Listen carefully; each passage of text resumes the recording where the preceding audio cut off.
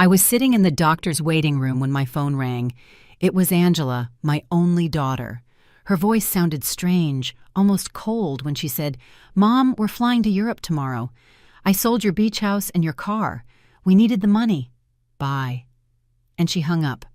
Just like that. 45 years raising her, sacrificing for her, and she discards me like I'm trash.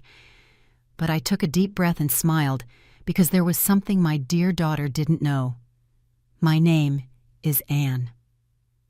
I'm 71 years old, and until that moment, I thought I knew my daughter. I had just been widowed 6 months ago. Robert, my husband, died of a heart attack while we were having breakfast together, just like every morning for 45 years. That morning, he had served me coffee and toast as always. He had kissed my forehead and said, "Good morning, my love." Those were his last words. Since then, Angela had been more present in my life, or so I thought. She would visit 3 times a week, help me with the funeral arrangements, and join me at the market. She even suggested I go to the doctor for a general checkup. "Mom, you need to take better care of yourself now that you're alone," she'd say, with that smile I thought was born of love, but which I now understand was one of convenience. The beach house had been our refuge for years. Robert and I bought it when Angela was 15 with a lot of effort and sacrifice. Every summer we went there, built memories, celebrated birthdays, Christmases. Angela brought her boyfriends, then Edward, her husband. I cooked for everyone, cleaned, did the laundry. It was our family tradition. I never thought she would see it as just money, and the car, that old Volkswagen that Robert cared for, as if it were his own child. He washed it every Sunday, changed the oil religiously, and always parked it on the same corner under the shade of the tree. Angela knew what that car meant to me. It was the last piece of him I had left. His scent was still embedded in the seats. When she hung up, I just sat there on that uncomfortable green plastic chair, surrounded by other sick people, and for the first time in months, I didn't cry. Something strange happened inside me, a calm I hadn't felt since Robert's death. Because in that moment, I remembered something I had completely forgotten.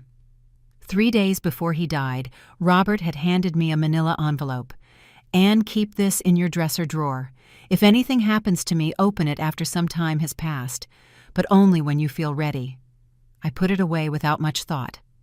After the funeral, with so much pain and so many arrangements, I simply forgot about it.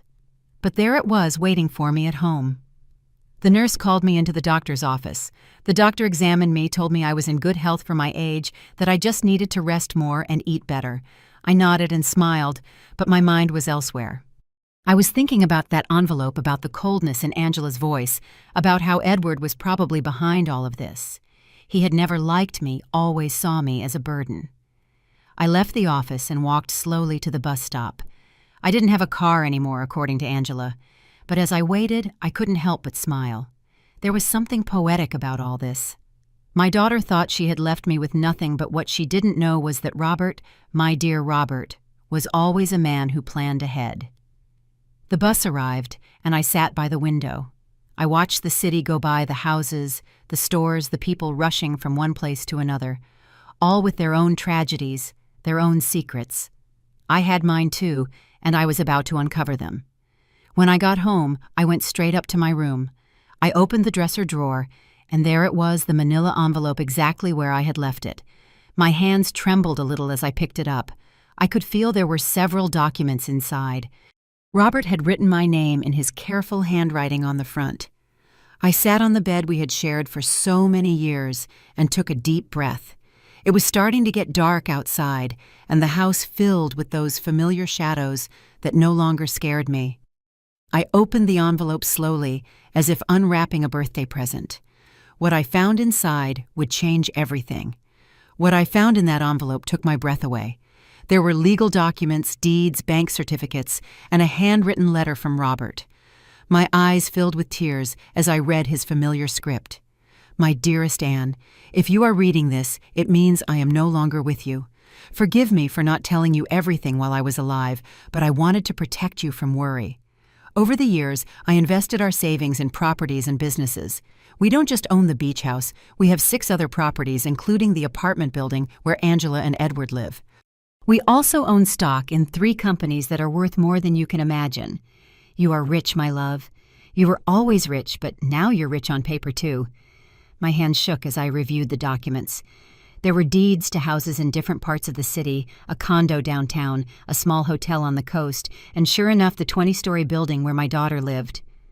Robert had been the silent owner for the last 10 years, but he had put everything in the name of a company I knew nothing about. And according to the papers, I was the sole heir to that company. There were also bank statements from accounts I never knew existed, numbers that seemed unreal.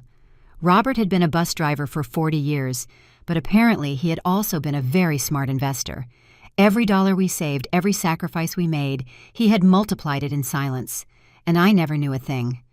In the letter, Robert explained that he had kept it all a secret because he didn't want me to worry about money, nor did he want Angela to know about our real financial situation. You know our daughter, Anne.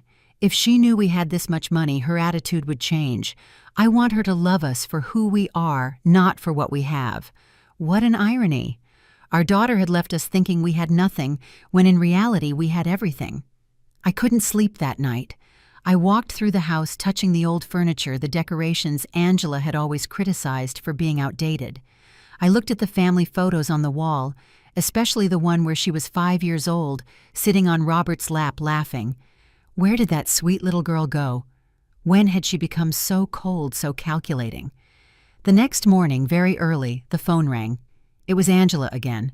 Her voice sounded different, softer, but I had already learned to distrust those changes in tone. Mom, how are you? I wanted to let you know we've transferred the money from the house and the car. We deposited your share into your account. It's not much, but it will help you live for a few months while you look for something smaller. My share, I asked, keeping my voice calm. Yes, Mom. Obviously, we weren't going to leave you with nothing. We gave you 30%. It's fair, right? We need the money for the investment in Europe. Edward has an incredible business opportunity there. 30%? Of my own things. How generous. I understand. Daughter, when are you leaving? This afternoon. Our bags are already packed. We'll be gone for at least 6 months, maybe longer if the business works out. But don't worry, Mom. When we get back, we'll help you find a small apartment, something that fits your needs. Fits my needs. As if she knew what my needs were. All right, Angela. Have a good trip. Oh, Mom, I knew you'd understand. You've always been so supportive. We love you so much. And she hung up. I stood there, phone in hand, and for the first time in months, I laughed. I laughed like I hadn't since Robert died. The situation was so absurd, it was comical. My daughter had robbed me, kicked me out of my own home, spoken to me with unbearable condescension, all to finance a European adventure that would probably be a disaster. But what bothered me most wasn't the money. It was the ease with which she had discarded me. 45 years of my life dedicated to her of sacrifices of unconditional love, and she had eliminated me from her life with a 2-minute phone call. That's what really hurt. I checked my bank account online. Sure enough, they had deposited an amount that probably seemed generous to them, but to me, it was a joke. They had sold the beach house for much less than it was worth, surely, because they needed the money fast. And they had sold Robert's car for next to nothing. That afternoon from my window, I watched Angela and Edward loading suitcases into a taxi. He was carrying 2 huge bags. She carried a travel bag that looked very expensive. I saw them laughing, kissing, making plans. They looked like 2 teenagers excited for an adventure. They never looked toward my window. They never said goodbye. When the taxi left, I sat in the kitchen with a cup of tea and Robert's documents spread out on the table. I had decisions to make. I could call a lawyer, reclaim my properties, get back everything they had taken. But something told me there was a better way to handle this, a more educational way. I called George, the lawyer who had handled Robert's affairs. He had been at the funeral. He had given me his condolences. He had told me that if I needed anything, I shouldn't hesitate to call. Well, now I needed him. Mrs. Ann, what a pleasure to hear from you. How are you? I'm well, George. I need to see you urgently. I found some documents of Robert's that I don't quite understand. Of course, you can come to my office tomorrow morning. I'll be there. That night, for the first time in months, I slept soundly. I dreamed of Robert. He was sitting in his favorite chair reading the newspaper like every morning, and when he saw me, he smiled and said, "It's about time, my love. It's about time you stood up for yourself." I woke up with a strange feeling. It wasn't exactly happiness, but it wasn't the sadness I had felt for so many months either. It was something like determination. For the first time since Robert's death, I had a clear purpose. I was going to get back what was mine, but not in the way Angela expected. The next morning, I dressed more carefully than usual. I put on my wine-colored dress, the one Robert always said made me look elegant. I did my hair, put on a little makeup, and when I looked in the mirror, I saw a woman I hadn't seen in a long time. I saw a strong woman. George's office was downtown. It was an old but elegant building with marble floors and large windows. George greeted me with a warm smile, but when I showed him the documents, his expression changed completely.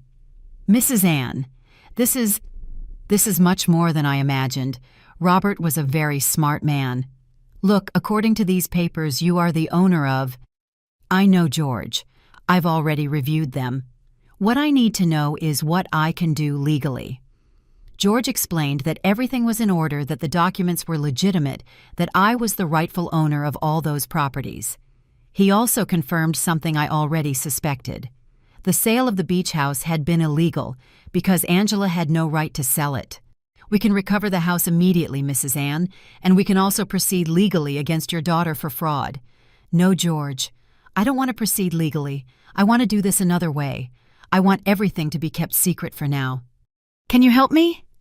George looked at me with curiosity but nodded. "Of course. You're my client. What do you need?" "I need you to discreetly recover the beach house. Do whatever is necessary to nullify that fraudulent sale. And I need you to help me take real control of all my properties, especially the building where my daughter lives. I understand. It will be a process that will take a few weeks, but it's completely feasible." "Perfect. And George, I need no one to know I'm behind all this, at least for now." When I left George's office, I felt like I had woken up from a very long dream. I walked through the downtown streets, watching the people, the buildings, the life that continued its normal course.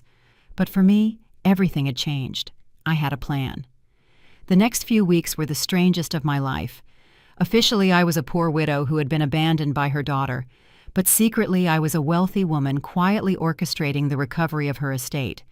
George worked efficiently, and every few days he would call to give me updates on the progress of the legal proceedings. I decided to stay in my house for the time being. It was mine, after all, although Angela probably expected me to move into a boarding room. Every morning I woke up, had breakfast at the same table where Robert and I had shared so many years, and then went for a walk in the neighborhood. The neighbors greeted me with that mix of pity and curiosity they reserve for recent widows. Audrey, my lifelong neighbor, approached me one afternoon while I was watering the front plants. "Ann, dear, is it true that Angela went to Europe and left you all alone?" "Yes, Audrey, she left with Edward. They have business plans there. And how are you going to live, dear?" We all know Robert didn't leave much money. "If only you knew," I thought. "Don't worry, Audrey, I'm going to be fine. Do you need anything? I can bring you food, help you with shopping. You're very kind, but I'm fine." "Really?" Audrey looked at me with that expression I knew well. It was the same look I had received after the funeral, with compassion mixed with a bit of relief that it wasn't her tragedy. "Well, you know where to find me if you need anything." These conversations repeated constantly. The butcher, the baker, the lady at the corner store, they all spoke to me with that soft tone they use for the unfortunate, and I would nod, smile, and thank them for their concern. But inside, a part of me enjoyed this performance. It was like living a double life. George called me on a Wednesday morning. "Mrs. Ann, I have good news. I managed to nullify the sale of the beach house. The buyers didn't know the sale was fraudulent, so they got their money back without any problems. The house is yours again." "Excellent, George. And the building where Angela lives?" "That one is more complicated. Technically, you've always been the owner through the company, but we need to make some administrative changes for you to have direct control. It should take another 2 weeks." "Perfect. Keep me informed." After hanging up, I sat in the kitchen with my coffee and thought about Angela. She had been in Europe for 3 weeks, and I hadn't heard anything from her. Not a call, not a text, not even a postcard. To her, I had ceased to exist the moment she got the money she needed, but I knew that was about to change. I decided to visit the beach house. I took the bus to the coast, the same route Robert and I had taken hundreds of times. The house was exactly as I remembered it, small, painted a cream color with a porch overlooking the sea. The new owners had put out some potted plants, but other than that, everything was the same. I sat on the curb across the street and looked at it for an hour. I remembered the summer afternoons when Angela was little, running on the beach building sandcastles, Robert grilling fish on the barbecue while I made salads in the kitchen, Angela bringing friends, then boyfriends, then Edward, all those happy moments she had reduced to a simple business transaction. An elderly man came out of the house and saw me sitting there. He approached with curiosity. "Are you all right, ma'am?" "Yes, thank you. I'm just remembering. I knew the previous owners. Yes, I knew them very well. What a shame what happened. They told us the elderly lady was very sick and needed to sell quickly. We thought it was a bargain, but now it turns out the sale wasn't legal. We had to give the house back. Did you meet them personally?" "No, we did everything through intermediaries, but they told us the daughter was handling everything because the mother couldn't. What a sad situation. If only he knew how sad it really was," I thought. "Well, I'm glad you didn't lose your money. Yes, luckily everything was resolved well, although now we have to look for another house. We really liked this one. I left there with a heavy heart. It wasn't just the money that hurt me. It was the ease with which Angela had lied about me, invented a story about my illness, used my supposed vulnerability to justify her actions. To her, I was not a person with feelings, but an obstacle that had to be removed." That night I called George again. "George, I need your help with something else. I want to get Robert's car back too. That's going to be more difficult, Mrs. Ann. The car was in your name, but your daughter had a power of attorney that allowed her to sell it. How is that possible?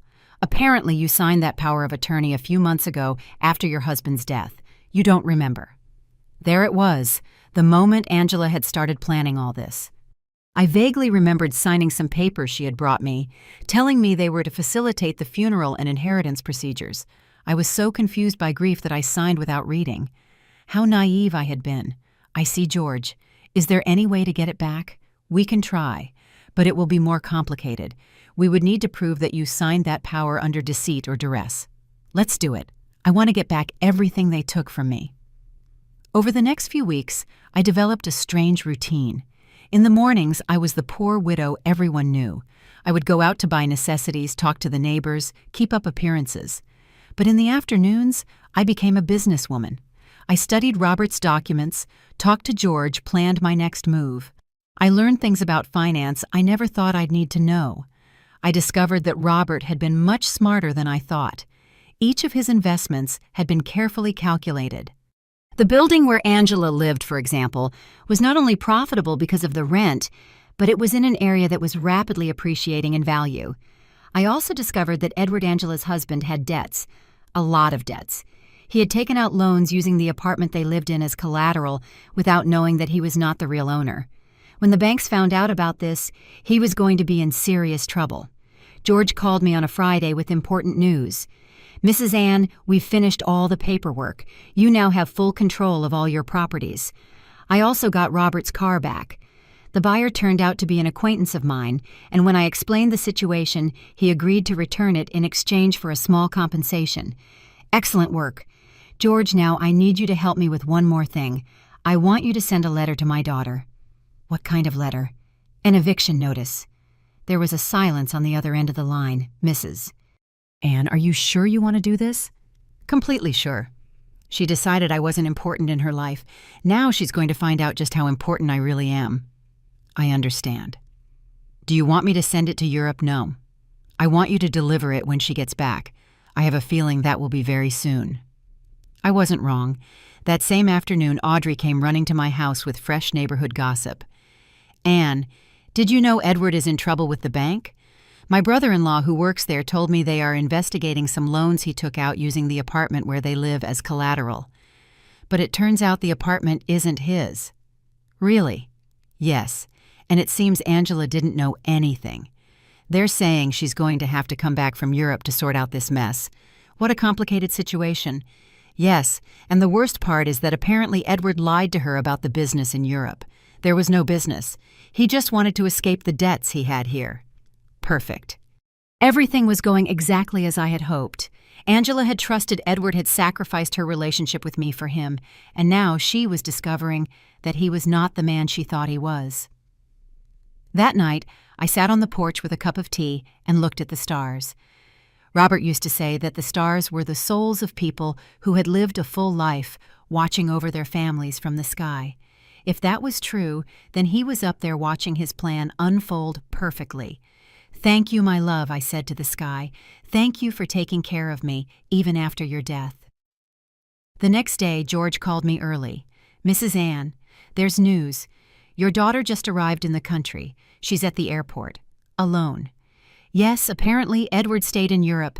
There are rumors they had a huge fight." "I see. Have you sent the letter yet? I'm sending it today. She should receive it tomorrow." I hung up the phone and stood there in the kitchen, feeling a mix of nervousness and anticipation. After so many weeks of silent planning, the moment for the first real move had finally arrived. Angela was about to discover that her mother was not the helpless victim she believed her to be. Angela arrived at her apartment on Tuesday night. I knew because Audrey, who seemed to have informants all over the neighborhood, came to tell me the next day. "Anne, your daughter came back last night. I saw her go up with a suitcase, but she looked terrible, pale, dark circles under her eyes, like she'd been crying the whole flight. Alone, completely alone. And something strange, Anne. When the doorman asked for her keys, she didn't have them. She had to ask the concierge to let her in with the emergency copy." Interesting.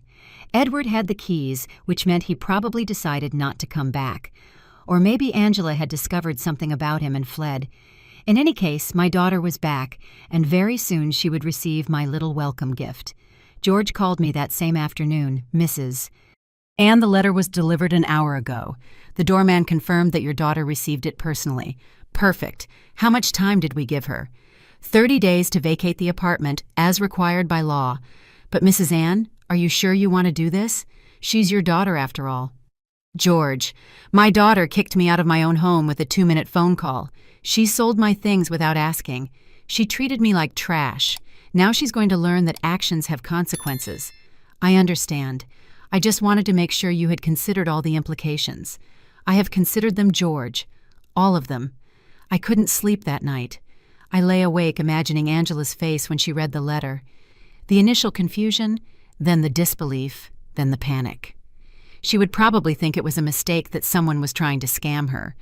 But when she called to verify, she would discover that it was all completely legal. The next day, as if she had been waiting for my call, the phone rang at 8 in the morning. It was Angela, and her voice sounded desperate. Mom, I need to talk to you urgently. Good morning, dear. How was Europe?" "Mom, I don't have time for that right now. I received a very strange letter yesterday. It says I have to vacate my apartment in 30 days. It must be a mistake, right? Do you know anything about this?" "An eviction notice? How strange. Who is it from?" "From a company I've never heard of. It's called— Wait, let me find the letter. Robert Investments, LLC. Do you know this company?" Robert had used his own name for the company. How poetic. "No. Dear, I've never heard that name. Are you sure the letter is legitimate? That's what I want to find out. Mom, I need your help. I don't know what to do. Edward left me in Europe. He ran off with another woman, and now I come back to this. I don't understand what's happening." There was the confirmation. Edward had abandoned her, probably when the money ran out, or when he realized the legal problems back home were more serious than he thought. Poor Angela.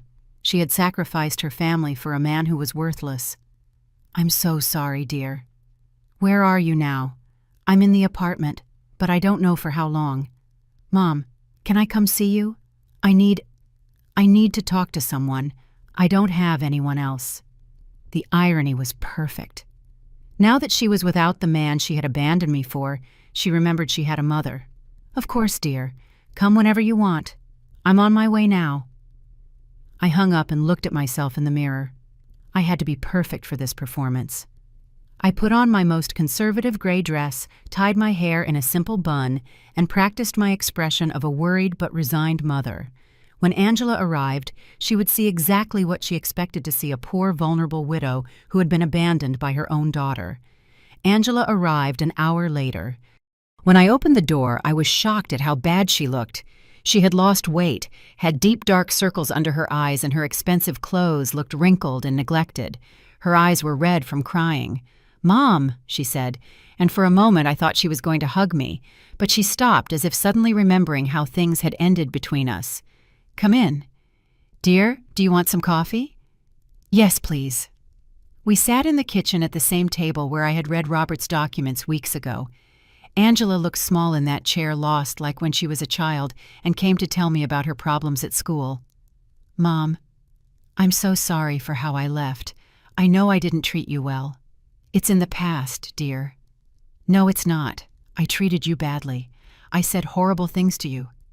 And now," her voice broke, "now I have no one. What happened with Edward? He left with a waitress from a hotel in Paris, a 25-year-old girl. It turns out there was never any business in Europe. It was all a lie. He just wanted to escape the debts he had here, and he used the money from the sale of your house to fund his adventure. All the debts. Yes, Mom. A lot of debts. It seems he had been taking out loans for 7 years using the apartment where we lived as collateral. But now I find out he wasn't the owner of the apartment. How is that possible? Here was my chance. I don't know, dear. Property matters are very complicated. The problem is that now the banks are coming after me for his debts. They say that since we were married, I'm also responsible. And on top of that, this eviction notice. Mom, I don't know what to do. I have no money, no job, no place to live." She started to cry. Real tears of genuine desperation. And for a moment, my mother's heart softened. I wanted to hug her, comfort her, tell her everything was going to be okay. But then I remembered the coldness in her voice when she called me from the doctor's office, the ease with which she had discarded me the way she had spoken to me, as if I were a burden. "Have you spoken to a lawyer about the letter, 'I don't have money for a lawyer, Mom'? We spent all the money in Europe. Edward took what little was left when he left with that woman, so what are you going to do?" "I don't know. I thought maybe I could stay with you for a while, just until I find a job and can get a small place to live." There it was, the question I had been waiting for. After kicking me out of my own home, after selling my things, after treating me like trash, now she wanted me to rescue her. She wanted the poor widow she had created to save her from the consequences of her own actions. "Of course, dear. This will always be your home." Angela looked at me with surprise, as if she hadn't expected it to be that easy. "Really, Mom? After everything that happened, you're my daughter, Angela. That will never change." She stood up, and this time she did hug me. It was a desperate hug from someone who is drowning and clinging to the only thing they can find. I hugged her back, but not with the unconditional love of before. Now there was calculation in my embrace. Strategy. "Thank you, Mom.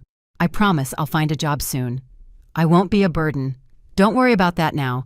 Rest, recover, and then we'll see what your options are." Angela left that afternoon to get some things from her apartment. I stayed in the kitchen thinking about how easy it had been. She had come to me exactly as I had planned, broken, desperate, with no options. And best of all, she suspected nothing. To her, I was still the poor, abandoned mother who needed her compassion. But this was only the first part of my plan. Having her live with me would give me the perfect opportunity for the next phase. I was going to let her settle in, feel safe, believe she had found refuge in my home. And then when she least expected it, I was going to teach her the difference between being poor by choice and being poor by consequence. That night, I called George. "George, I need you to do something else for me. Tell me, Mrs. Ann. I want you to investigate Edward's debts. I want to know exactly how much he owes to whom and what legal options I have to separate them from my daughter. That will take time, but it's feasible." "Perfect. And George, I want you to keep this in absolute secrecy. No one can know I'm behind this investigation." "Of course, Mrs. Ann. May I ask what your final plan is?" "My plan. George is very simple. I'm going to save my daughter. But first she has to understand what it truly means to hit rock bottom." When I hung up, I poured myself a glass of the wine Robert kept for special occasions. It had been a long time since I'd had an occasion as special as this. The game had begun, and for the first time in months, I held all the good cards. Angela moved into my house the next day. She arrived with 2 suitcases and a cardboard box, all that was left of her previous life. I watched her unpack in her old room, the same one she had slept in during her teenage years, and I could see the humiliation in her every move. She had gone from living in a luxury apartment to taking refuge in her childhood bedroom. "Mom, I found this in the apartment," she said, showing me a manila envelope. "It was among Edward's things. It has your name on it. It was another envelope from Robert." My heart sped up, but I kept my composure. "My name? How strange. Yes, look." She showed me the envelope. Indeed, it had my name written in Robert's handwriting, but this envelope was different from the one I had found in my dresser. This one was smaller, newer. "Maybe Edward found it among Dad's things when he died and forgot to give it to me," Angela said. "It's possible." "May I see it?" I opened the envelope in her presence. Inside was a short letter and a small key. The letter said, "Anne, if you are reading this after I've given you the main envelope, it means our daughter is going through a difficult time. This key opens a safe deposit box at Central Bank Downtown Branch. The number is 247. There is something in there that can help you help her, but use it wisely. With eternal love, Robert." Angela read the letter over my shoulder. A safe deposit box. Dad had a safe deposit box. "I had no idea," I lied. "Your father never told me about this. Do you think we should go see what's in it?" "I don't know, dear. Maybe it's better to leave things as they are. But Mom, maybe there's something important in their documents, or I don't know, maybe something of value that could help us." The desperation in her voice was palpable. Angela was clinging to any possibility of finding a way out of her situation, and I was going to let her cling a little longer before showing her the full reality. "All right," I said after a calculated pause. "We can go tomorrow." That night, Angela and I had dinner together for the first time in months. She had cooked trying to be helpful, but the food tasted of guilt and despair. She told me more details about what had happened in Europe, and each story was worse than the last. "Edward lied to me about everything, Mom, not just the business, but also the debts. I thought he only owed a little money, but it turns out he owes over $100,000, and the worst part is he used my name for some loans without my knowledge. How is that possible? He forged my signature.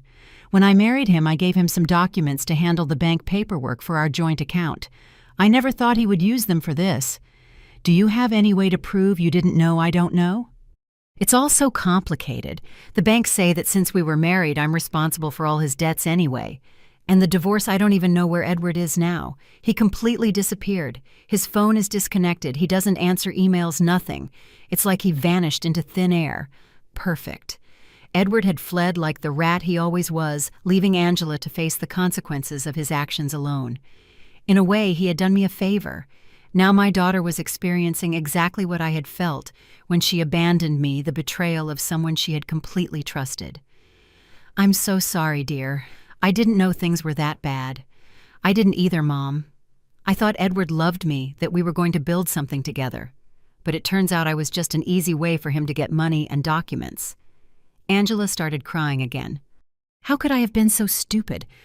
How did I not see what he really was? It was tempting to tell her that I had seen the signs from the beginning, that I had tried to warn her that Edward had never seemed trustworthy to me, but that would have broken my facade of a sympathetic and vulnerable mother. Love blinds us sometimes, dear. Don't blame yourself. But Mom, I didn't just ruin my life. I ruined yours too. I treated you horribly. I took your house, your car, your things, and all to give it to a man who abandoned me at the first opportunity. That's in the past, Angela. No, it's not. Now we're both in trouble because of me. You lost everything Dad left you, and I lost my marriage and my future. We're two poor women trying to survive. If only she knew, I thought. If only she knew that at this moment I have more money than she could ever imagine, that I own the building where she used to live, that I can solve all her problems with a single phone call. But it wasn't time yet. The next day we went to the bank. Angela was nervous, hopeful. I maintained my act of a confused widow who didn't understand much about finances. The bank employee led us to the safe deposit boxes, verified my identification, and opened box number 247. Inside were jewels. A lot of jewels. Rings, necklaces, bracelets, earrings. I recognized some pieces as heirlooms from Robert's family. Others were completely new to me. There was also a letter explaining the origin of each piece and its approximate value. Angela gasped, "Mom, this must be worth a fortune." "You think so?" "Yes, look at this emerald, and this pearl necklace. Mom." Dad kept a treasure here. According to Robert's letter, the jewelry was worth approximately $200,000. It was a significant amount, but it was nothing compared to the rest of my estate. It was like finding loose change under the sofa cushions when you have $1 million in the bank. "What do we do with this, Mom? I don't know, dear." "They're just family memories. But, Mom, we could sell some pieces. With this money, you could get your beach house back and I could pay off some of Edward's debts." There it was again. Even when she found something valuable, Angela's first reaction was to think about how to use it to solve the problems Edward had created. She hadn't learned a thing yet. "Are you sure you want to use your father's inheritance to pay Edward's debts?" "What other choice do I have, Mom? If I don't pay something, the banks will seize everything I have. And technically, I don't have anything. Everything was in Edward's name. Think about it carefully, dear. Once you sell these jewels, you won't be able to get them back." "I know, but what else can I do? I can't get a job with all these pending lawsuits. No employer will want to hire someone with so many legal problems." We took the jewelry home. Angela spread it out on the kitchen table and examined it piece by piece, calculating which ones she could sell and which she could keep. It was painful to watch her reduce her father's memories to numbers on a piece of paper. "Mom, I think with this we can solve the most urgent problems. Not all of them, but at least the most serious ones." And then what? Then I look for a job. I try to rebuild my life. Maybe I can find a small room to rent something cheap. "You don't have to leave, dear. You can stay here as long as you need." "No, Mom. I've already taken advantage of your kindness too much. Besides, you need money too. You can't support me indefinitely." It was fascinating to see how Angela had built a completely false image of my financial situation. To her, I was a poor widow who could barely support herself when in reality, I had enough resources to buy the entire building where we had found the jewelry. That afternoon, George called me, "Mrs. Anne, I have the full report on Edward's debts. The situation is worse than we thought. How much worse? He owes over $200,000 to several banks, and he also has debts with private lenders. What's more worrying is that he did use falsified documents with your daughter's signature for some of these loans. That means Angela is responsible. Legally, it's complicated. If we can prove she didn't know, we could free her from some of the debts. But it will be a long and expensive process." "How expensive?" "For a good lawyer specializing in these types of cases, probably $50,000, and there's no guarantee of success." "I see. And if she just pays the debts, if she has the money, that would be the quickest solution. But I doubt she has access to that amount." "George, I want you to prepare all the necessary documents to free my daughter from these debts. But don't tell her anything yet. You're going to pay Mrs. Anne. I'm going to do whatever it takes to protect my daughter. But this has to be handled in a very specific way." When I hung up, I found Angela in the living room looking at the jewelry with a sad expression.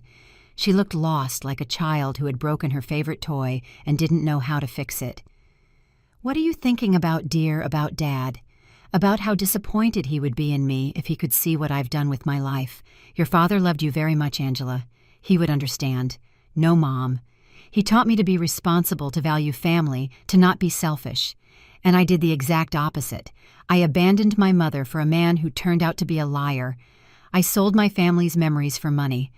I ruined everything he built." For the first time since she had returned, I heard true regret in her voice. It wasn't just sorrow for the consequences of her actions, but a genuine acknowledgement that she had done something morally wrong. People make mistakes, dear. The important thing is to learn from them.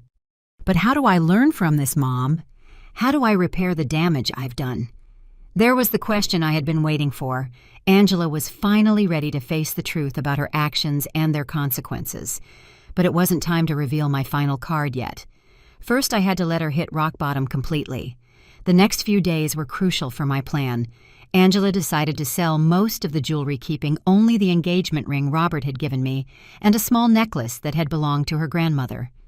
I watched her prepare to go to the jeweler's research prices and negotiate with buyers. It was painful to see her reduce decades of family history to business transactions, but it was necessary for her to understand the real weight of her decisions. Mom, I got $180,000 for the jewelry, she told me one afternoon, counting the bills on the kitchen table. It's less than I expected, but it's enough to pay the most urgent debts. Are you sure you want to do this? I have no choice. If I don't pay something soon, they're going to seize everything. Even this house could be at risk if they prove I have some kind of legal connection to the properties. How ironic the situation was. Angela was worried about losing a house that I owned, paying off the debts of a man who had abandoned her with money from jewelry that had belonged to the same man who had built the fortune that could save her. And how are you going to decide which debts to pay first? I spoke with a free financial advisor at the bank. She told me to prioritize the debts that have real collateral because those are the ones that can affect properties or lead to immediate seizure. Angela had matured a lot in these few weeks. The woman who had sold my things without consulting me was now carefully researching every financial decision. Suffering had made her more responsible, but also more fragile. That night, as she organized the debt documents on the table, I received a call from George. Mrs. Ann, I have important news. We've located Edward. Where is he? In Paris, as your daughter suspected. But here's the interesting part. He's trying to get French residency through a fraudulent marriage with that young woman your daughter mentioned. A fake marriage. Yes. Apparently the girl needs papers, and he needs a way to stay in Europe without being deported. But most importantly, we found evidence that he deliberately forged your daughter's documents with the intention of fleeing the country. That means Angela can be freed from the debts. With this evidence, yes, we can prove fraud and coercion.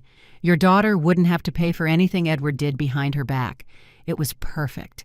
I had a way to legally save Angela from all her debts without her suspecting I had the money to do it. George, I want you to start the legal process immediately. Should I tell your daughter? Not yet. I want the process to be completely finished before I tell her anything. I don't want to give her false hope. Understood. This will take about 3 weeks, maybe a month. Perfect. When I hung up, Angela looked at me curiously. Who was that mom? A woman asking for Mrs. Miller, the neighbor from the corner. Wrong number. Lying had become easy. Every day that passed, I felt more comfortable with this double life I was leading. On one hand, I was the poor, abandoned mother Angela thought I was.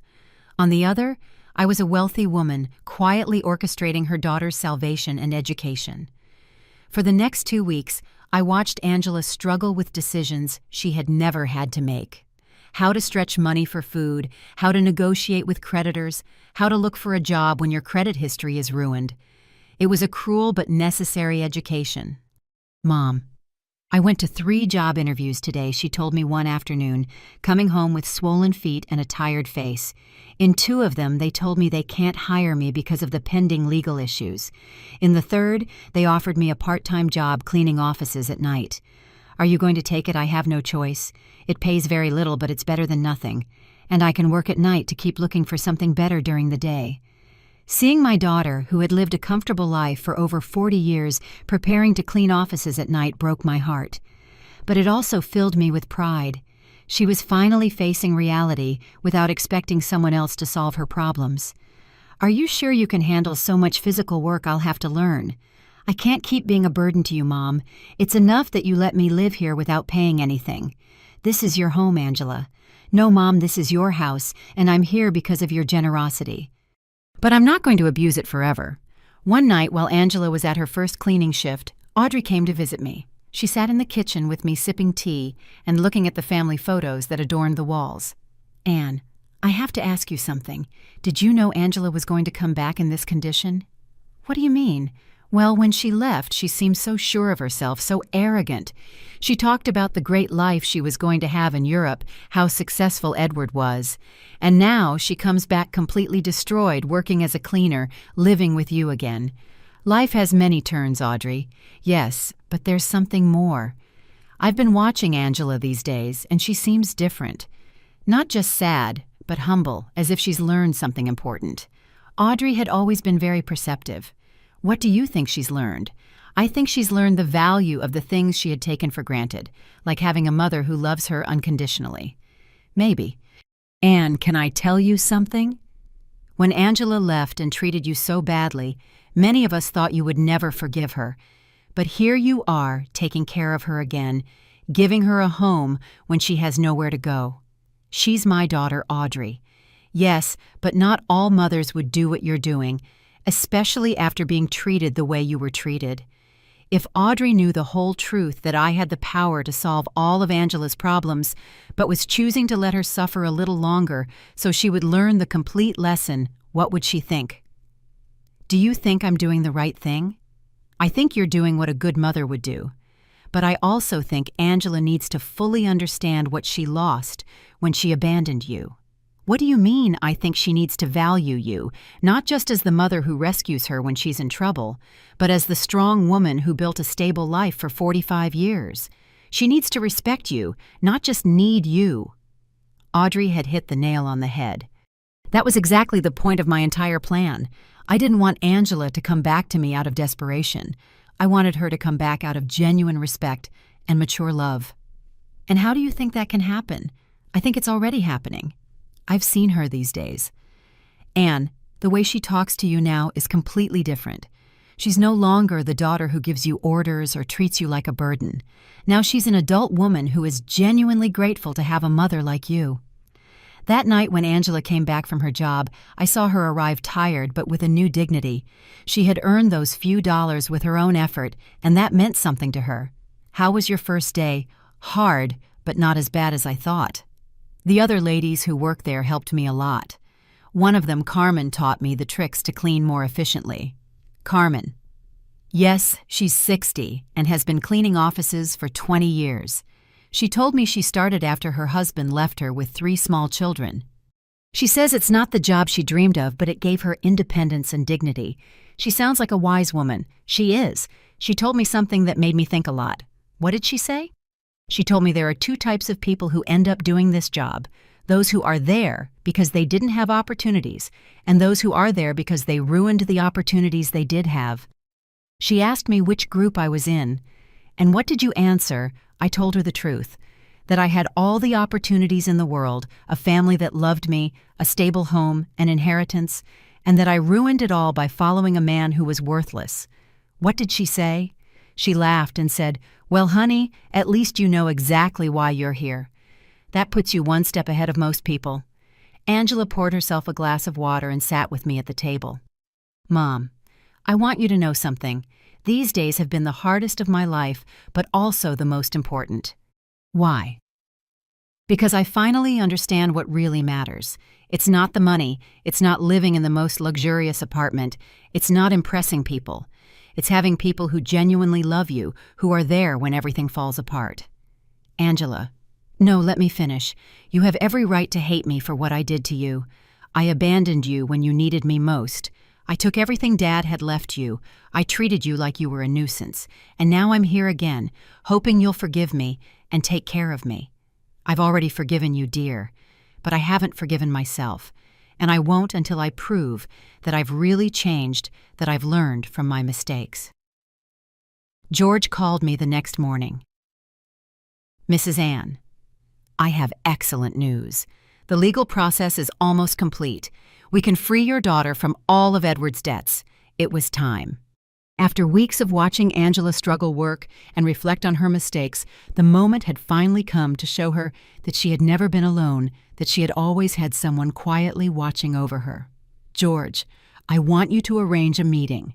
It's time for my daughter to know the whole truth. George arranged the meeting for Friday morning at his office. I told Angela I had gotten an appointment with a lawyer who might be able to help with her legal problems, but I didn't explain the details. She agreed to come, although she was nervous about the cost of the consultation.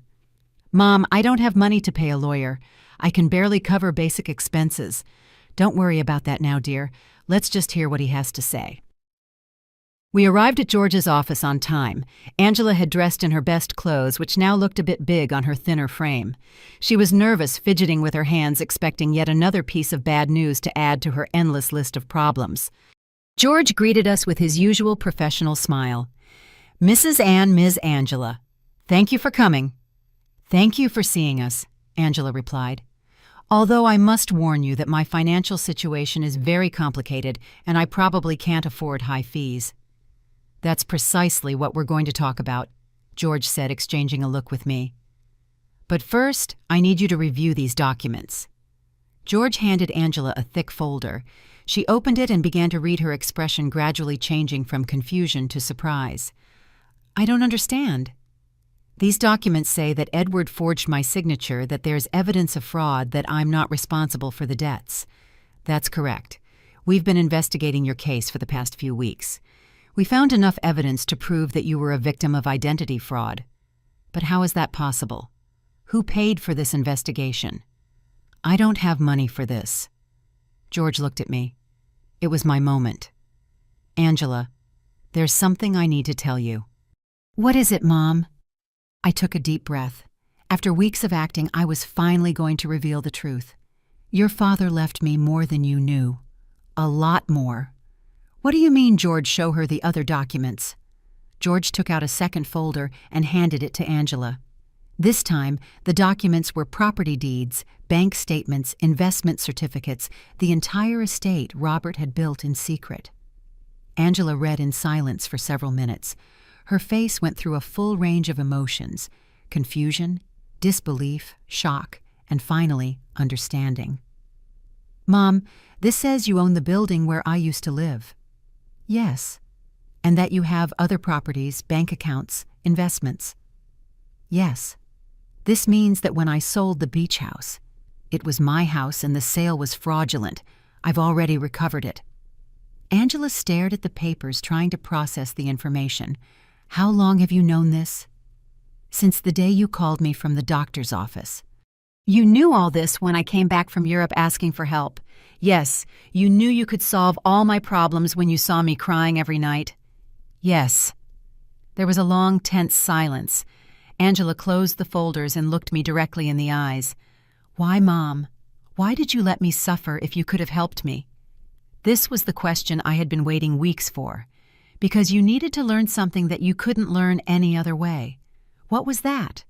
You needed to learn the value of the things you had lost, the value of family, of respect, of responsibility. When you abandoned me, it wasn't just money you took from me. It was dignity. It was love. It was trust. Angela started to cry, but these were not the tears of self-pity she had shed over the past weeks. They were tears of deep understanding. I abandoned you when you needed me most. Yes, I treated you like you were trash. Yes, and you saved me anyway. Yes, but not in the way you expected. I didn't save you by giving you money so you could keep making the same mistakes. I saved you by letting you hit rock bottom so you could learn to save yourself. George intervened discreetly. Ms. Angela, your mother has paid all the legal expenses to free you from Edward's debts. She has also recovered all the properties that were fraudulently sold. You are completely free of legal problems. And the cleaning job I got. You can quit if you want, I said. But I hope you don't. Why? Because that job is teaching you something you never learned when everything was easy. It's teaching you the value of your own effort, the dignity of honest work, the importance of valuing every dollar you earn. Angela wiped her tears and looked at me with an expression I hadn't seen in years. It wasn't the look of a daughter who needs her mother, but the look of an adult woman who respects another woman. Do you forgive me, Mom? I forgave you a long time ago, dear. The question is whether you can forgive yourself. I don't know if I can. I did unforgivable things. People make mistakes, Angela. The important thing is what we do after we acknowledge those mistakes. George left us alone in his office for a few minutes. Angela and I sat in silence, processing everything that had happened. Mom, I want you to know something. Even if you didn't have all this money, even if you really were the poor widow I thought you were, I would have learned the same lesson. What lesson is that? That there's nothing more valuable than having someone who loves you unconditionally. During these weeks, the only thing that kept me sane was knowing I had a home with you, that no matter how much I had ruined my life, you were still my mother. That will never change, Angela. I know, but I also know that I can't take that love for granted ever again. I have to earn it every day with respect, with gratitude, with actions, not just words. We left George's office with a completely new relationship. We were no longer mother and daughter bound by blood and habit. We were two adult women who had chosen each other after passing the most difficult test possible. The following weeks were about rebuilding, but not the kind Angela expected. Even though she now knew I had enough resources to solve all her problems, she decided to keep her night cleaning job. "Mom, I need to finish what I started," she told me one afternoon as she got ready for work. "I can't just go back to a comfortable life as if nothing happened." "Are you sure? You don't have to punish yourself forever. It's not a punishment. It's a way to remember who I was and who I want to be now." I watched her put on her work uniform, something unthinkable a few months ago when she lived in the luxurious apartment with Edward. But there was something different in her posture, in the way she moved. She was no longer the broken woman who had arrived crying at my door. She was someone who had found dignity in honest work. Audrey came to visit that afternoon, as she had every few days since Angela had returned. "Anne, there are some very strange rumors going around the neighborhood." "What kind of rumors? People are saying you're not as poor as we all thought." "Someone saw Angela leaving a very fancy law office downtown, and then they saw her paying off all her debts at the bank." "That costs a lot of money, Anne." "People talk a lot, Audrey." "Yes, but they're also saying you got your beach house back and somehow managed to solve all of Angela's legal problems." "That costs a lot of money, Anne." Audrey knew me too well to be fooled for long. "What exactly do you want to know?" "I want to know if my friend of 40 years has been lying to me about her situation." I poured myself a cup of tea and sat across from her. It was time to be honest with someone else. Robert left me more than anyone knew Audrey. A lot more. How much more enough for Angela and me to never have to worry about money again?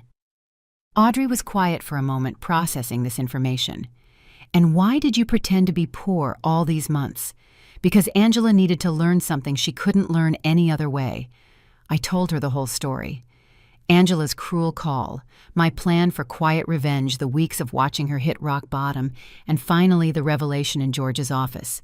"Anne, that's both brilliant and terrible at the same time." "Terrible, yes, because you let your own daughter suffer when you could have helped her immediately, but also brilliant because I understand why you did it. You really understand, yes, Angela needed to learn the value of the things she had lost. If you had simply given her money to solve her problems, she would have learned that there's always someone to rescue her from the consequences of her bad decisions." "Exactly. But Anne didn't. It hurt you to see her suffer every day." "Every night I saw her cry, every morning I saw her get up to go to work tired and defeated. But I knew that if I rescued her too soon, she wouldn't have learned the complete lesson. And do you think she learned it? See for yourself. Angela knows she now has access to enough money to live comfortably, but she chose to keep her job. She knows she can move to a better place, but she decided to stay here with me. She knows she doesn't have to worry about debts, but she's using her own savings to help other women in similar situations. She's helping other women. Yes, she became friends with the ladies she works with and is using some of the money she earned cleaning offices to help a colleague who's having trouble paying for her son's daycare." Audrey smiled. "That's not the Angela who left for Europe." "No, it's not. This Angela understands that money is a tool, not a goal. She understands that dignity comes from work and respect, not from material possessions." That night, when Angela came back from work, she found me reading in the living room. "Mom, I have to tell you something. What happened today? Carmen asked me if I was the daughter of the rich lady from the North Side. What did you tell her?" I told her, "Yes, that you have enough money for me not to have to work." And you know what she asked next? What she asked why I'm still working then. I explained that it's because I need to prove to myself that I can stand on my own 2 feet. And what did she say?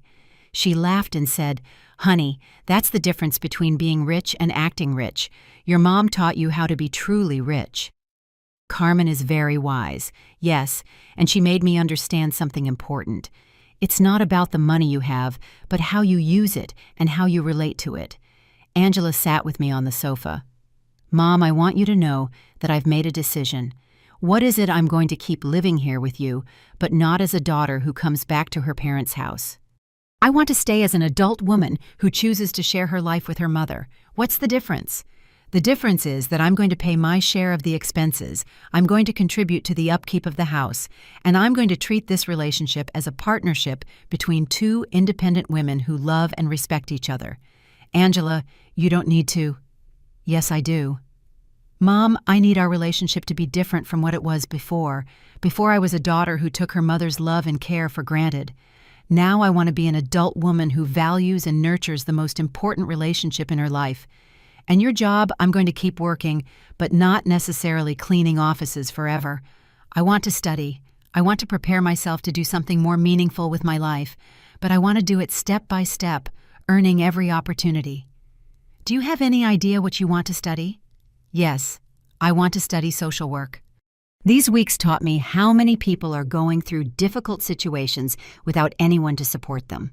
I want to use the resources we have to help other women who are going through what I went through. It was perfect. Angela had not only learned to value what she had, but she had found a way to use her experience for something constructive. And what about Edward George told me he was arrested in France for the fraudulent marriage? He'll be deported soon. But honestly, Mom, I don't care anymore. That part of my life is over. You don't feel any resentment? No. Edward did me a favor without knowing it. If he hadn't abandoned and betrayed me, I never would have hit rock bottom. And if I had never hit rock bottom, I never would have learned to truly value what I have. That night, for the first time in months, I went to bed completely at peace. My plan had worked perfectly. Angela had not only learned the lessons she needed to learn, but she had emerged from the experience a stronger, wiser, and more compassionate person. Robert would have been proud. 6 months later, our life had found a new balance that neither of us could have imagined before. Angela finished her social work studies with excellent grades, and I decided to use some of my resources to establish a foundation to help women in situations of domestic violence and financial abandonment. Mom. The letter from the university came, Angela said one morning, walking into the kitchen with an envelope in her hands. They accepted me into the master's program. That's wonderful. When do you start next semester? But Mom, I want you to know that I'm going to pay for it with my own savings. I've been saving money from my job at the government office where I work now. Angela had gotten a job in social services after graduating, helping families in crisis. The salary wasn't high, but she had learned to live with the essentials and to value every dollar she earned. Are you sure we can easily afford the master's? I know, but I need to do it on my own. It's part of who I am now. Audrey arrived that afternoon for tea, as she had every Friday for the past few months. She had become a confidant to both of us, watching our transformation with fascination. Anne, I have to confess something, she said as she poured a second cup. At first I thought you had been very cruel to Angela. And what do you think now? Now I think you were the wisest mother I've ever known. Look at your daughter. Really look at her. It was true. The Angela who was in the living room studying for her exams was completely different from the one who had left for Europe months ago. This Angela had a serenity that came from within, a confidence based on her own achievements, not on material possessions. Did you know that yesterday I saw Angela at the market buying vegetables for a family she's helping through her work? She hadn't told me. And when I asked her why she was using her own money instead of the government budget, she told me that some things can't be measured in official budgets. That night, Angela and I had dinner on the porch, something that had become a tradition. It was our time to talk about the day plan, the future, and simply enjoy each other's company. Mom, I received a very strange letter today, she said as she cut her salad. From whom? From Edward. My muscles tensed. Edward wrote to you. From where? From prison in France. Apparently he was sentenced to 2 years for marriage fraud. In the letter he says he regrets everything he did, that he wants to ask for my forgiveness. And how do you feel about that? Honestly, I feel nothing. No anger, no sadness, no desire for revenge. It's like that part of my life happened decades ago, not months. Are you going to write back? No, not because I hate him, but because there's nothing to say. The Angela who married him doesn't exist anymore. This Angela has nothing to talk to him about. I was impressed by the maturity in her voice.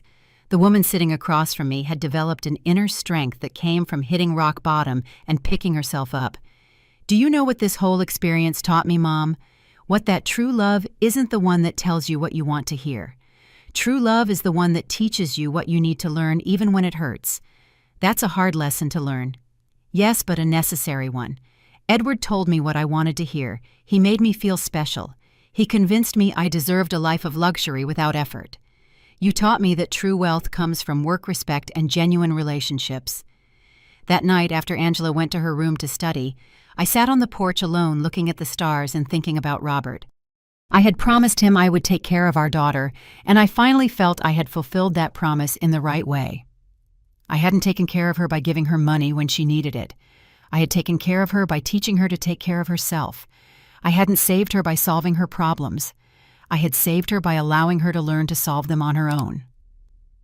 The next day was Sunday, and we had planned to visit the beach house together for the first time since I had recovered it. Angela hadn't wanted to go before saying she needed time to process everything that had happened.